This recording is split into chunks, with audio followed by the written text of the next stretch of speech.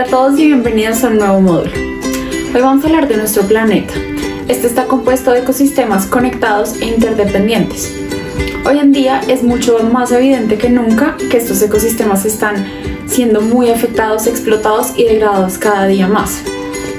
Pero ¿esto por qué ha pasado? En este módulo vamos a ver un concepto que es común a todo lo que está sucediendo en los diferentes ecosistemas que componen el planeta. Cada caso tiene sus particularidades, por supuesto. Los océanos, los bosques, la atmósfera, todos tienen sus diferencias. Sin embargo, todos los casos los podemos entender a través de una sencilla metáfora que unifica en un marco, digamos, una explicación a todas esas degradaciones de paisajes y ecosistemas. Esto se llama la tragedia de los comunes. Para los que no conocen esta tragedia, la voy a explicar brevemente.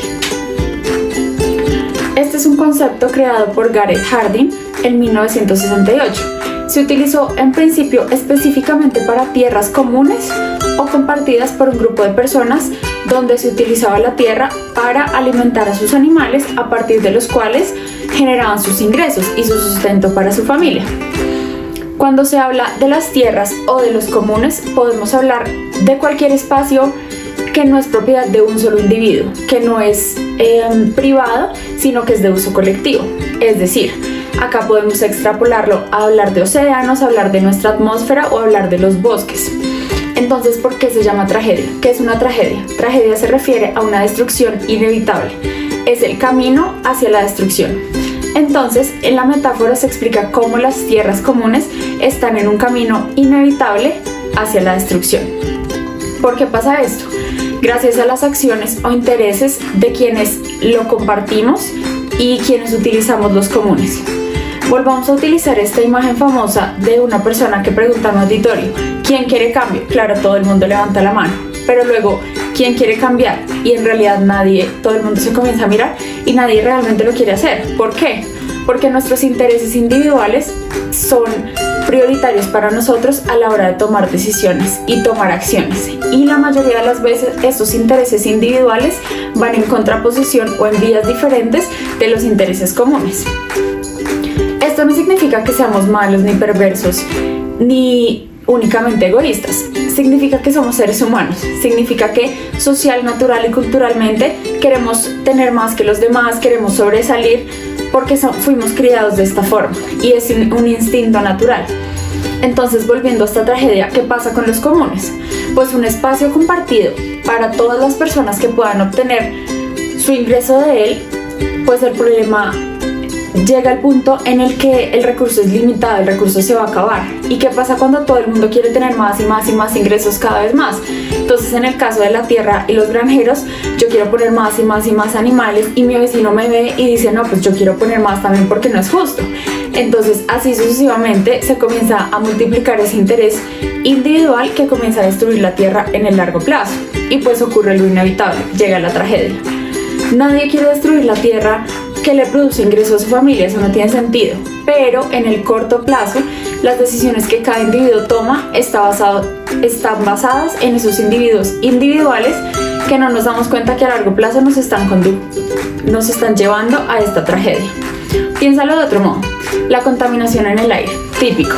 Si le pregunto a cada uno de ustedes, estoy segura que nadie quiere contaminar el medio ambiente. Nadie quiere vivir en ciudades con cada vez más smog, más polución, menos calidad en el aire. Pero esta respuesta no está alineada con nuestras decisiones diarias. Cada vez que las personas deben salir al supermercado a hacer una diligencia, al trabajo, a la universidad, van a preferir tomar un taxi, tomar un Uber, tomar un carro particular en lugar de una extensa caminata, en lugar de tomar bici o en horas pico en lugar de tomar transporte público masivo. El hecho de que yo saque mi carro a diario no va a contaminar más la ciudad, una ciudad como Bogotá. Yo no hago ni el 1% de diferencia en este sistema, entonces ¿está bien o no? Pues resulta que millones de personas están pensando exactamente lo mismo.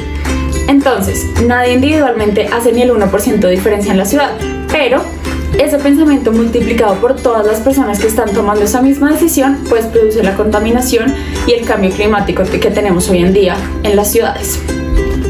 Entonces, de nuevo, vemos que los intereses individuales producen resultados contrarios al interés colectivo en el largo plazo. Y esto realmente es muy perjudicial para nuestro ambiente y nuestros ecosistemas.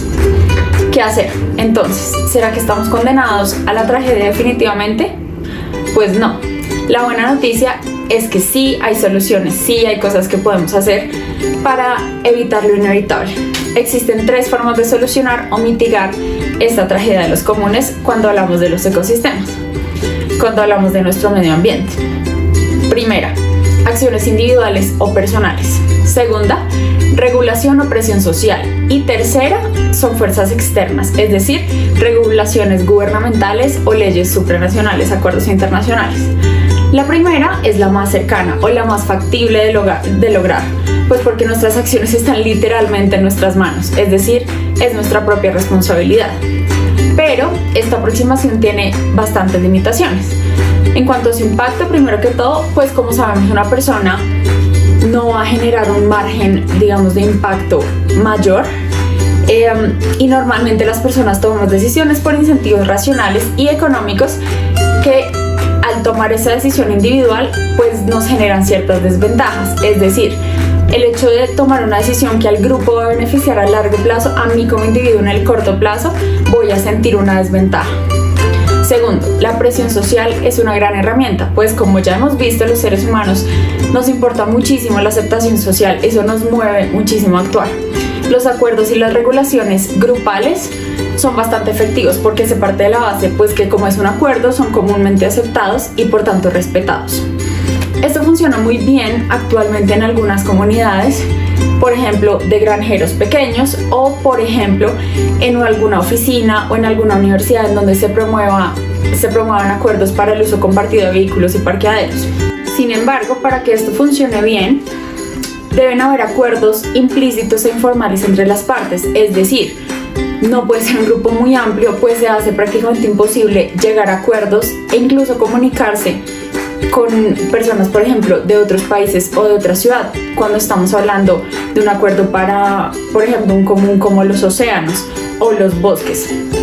Finalmente, existe la tercera opción, que son las regulaciones externas, leyes y acuerdos internacionales. Estos existen, obviamente, hoy en día para evitar la tragedia de los ecosistemas. Claramente esta es la opción que tiene mayor impacto y puede generar más beneficios para el medio ambiente, pues es obligante y es masivo.